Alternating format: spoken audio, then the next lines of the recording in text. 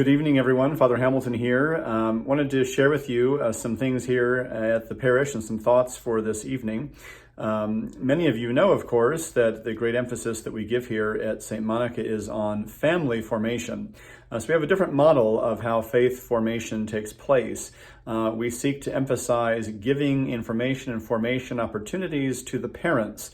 The church says that the family is the domestic church and that the parents are the first evangelizers, the first ones who bring the gospel, the good news to their children. And that is the primary role of the parents. The parish assists with that, but the parish is secondary to what the parent should be doing.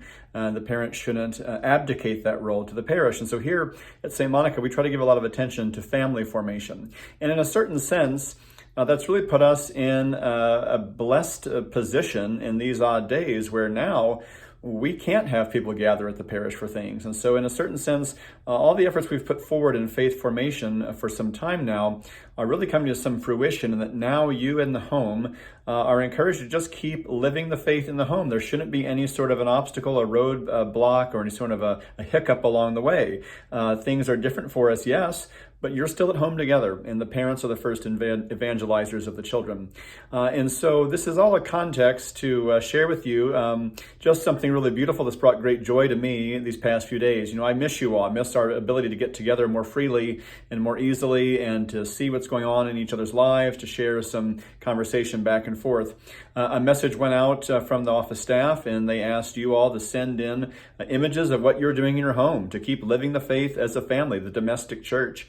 And many of you did. I'm going to pan around here and show you what I walked into the office to find. A great surprise here. The office staff had printed off all these responses that you all sent in of what you're doing in your home in these days to continue living and practicing the faith, to continue forming your children in the faith.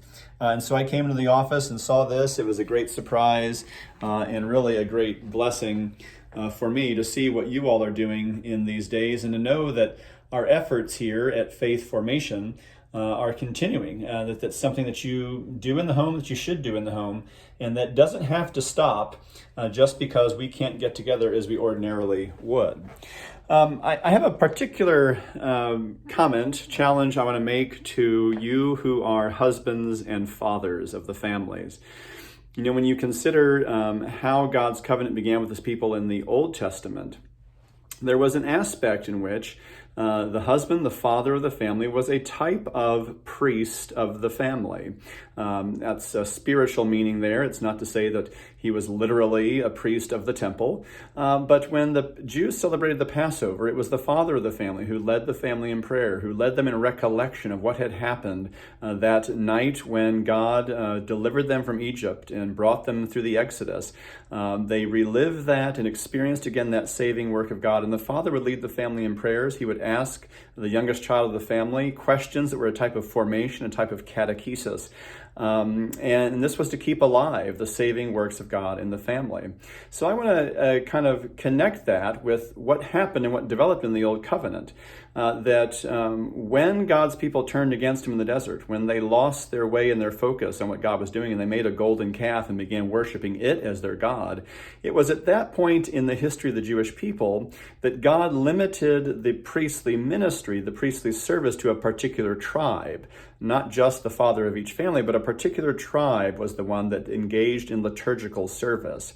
And so that's when the tribe of Levi began to have its particular role among the Jewish people. Of course, the new covenant, Jesus Christ is the great high priest. He's the one who with his own blood enters into the great tabernacle, not made by hands, but made by God, and is our passageway to heaven. Yet in a spiritual sense, I want to connect that original sense of the father of the family as a type of priest into our current moment. It's not to say that the husband, the father of the family, is literally ordained to priestly service or is a ministerial priest like, say, I am or like Father Bobby is. But there is some sort of a spiritual connection and an echo that continues to kind of be felt and be heard in our current day. And so it's a great challenge I want to offer to you men who are husbands, who are fathers, that you be right there together with your wife to lead your family in prayer, to lead your family in sacrifice, to guide your family and to teach your children. These are some of the roles of the priest, to teach, to govern, and to sanctify. And so you who are men and husbands and fathers in these strange days for us, you are the head of the family in the domestic church. And so I encourage you to tap into some of the spiritual roots that I think still exist there with that role of being a husband and a father, to be a type of, spiritually speaking, priest in the domestic church. So I give you that encouragement, I give you that challenge, men of the parish, and I know many of you are already doing that. I see the pictures on the wall here that are a great delight to me, and I would encourage you to keep that up, and for the rest of you to do the same. You have a great role, you who are husbands and you who are wives, who are fathers, who are mothers, to be the first evangelizers of your children. That doesn't have to stop in these strange days, and in fact, we here at St. Monica's are in a unique position to have that continue in the home without interruption, and to know that the parish's prayers and God's grace continue to support you in all those efforts. God bless you all. Bye-bye.